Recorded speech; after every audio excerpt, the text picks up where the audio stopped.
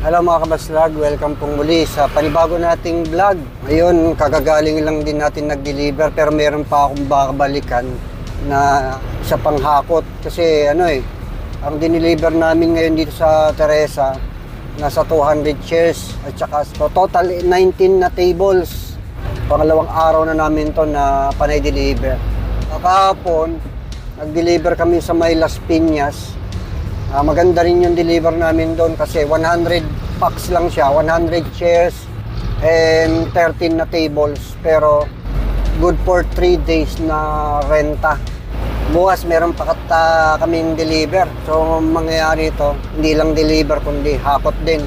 Ayun mga kabaslag, ang pag-uusapan natin ngayon about sa parenta na for 3 days, kagaya nung nirenta sa akin kahapon. 100 chairs tsaka 13 na tables ang nirent sa atin kahapon with covers and ribbon. So, ang pag-usapan natin ngayon, paano ang sistema kapag 3 days rent. Pero bago natin pag-usapan yan, baka po pwedeng pa-like, share and comment na rin. At sa mga ngayon pa lang na napanood at napadaan sa ating channel, baka po pwedeng pakisubscribe at click na rin ang notification bell. Yung guys, ang sistema sa pagpaparenta ng 3 days, una nun, once na nag-inquire sa'yo, at good for 3 days, ganyan, quotation mo na yon. Kung magkano ang presyo, no, ang tables in chairs mo with cover, halimbawa ganon, yung pinarent mo, kagaya nung sa akin kahapon, magkano ang presyo nun sa loob na isang araw.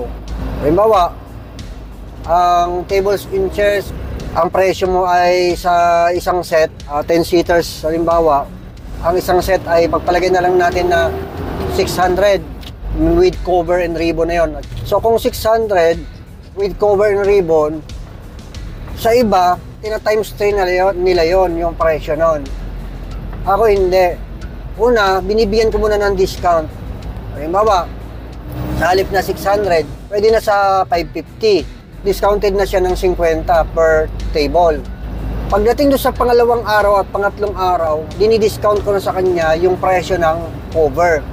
Sa iba, hindi nila dinidiscount yun, pero sa akin dinidiscount ko na kasi kakahiya rin naman. Kasi sa isang araw lang nila magagamit yung mga cover nun. Kung nadumihan yung cover, ang gagawin nila nun, lalaban nila yon, papatuyuin para magamit kinabukasan.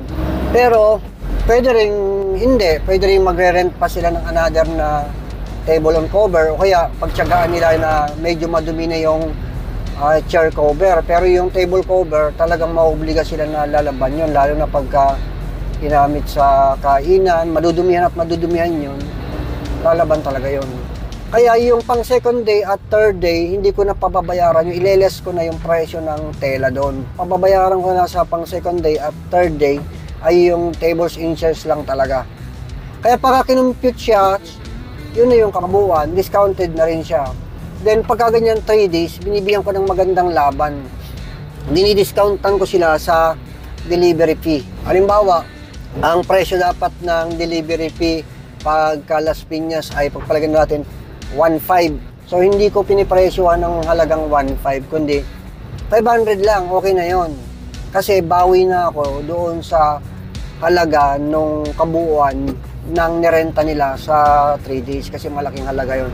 Kagaya kahapon, dineliver namin ang presyo, ang total price ng binayaran sa akin sa 3 days kasama na yung delivery fee, nasa 13,000 mahigit. So kagandahan kasi nun, isang deliver lang, then after 3 days o after 4 days mo na kukunin. Isang effort lang, parang 3 beses na renta yung mga unit mo. So malaki-laking halaga kapag good for 3 days. Madaming ganyan na event, gaming event, mga dog show, cat show. Minsan 3 days ang arkila niyan. Kaya pagka ganun, panalo talaga. Ayan guys, sana mayroon kayong natutunan at thank you po ng marami sa panonood hanggang sa muli po.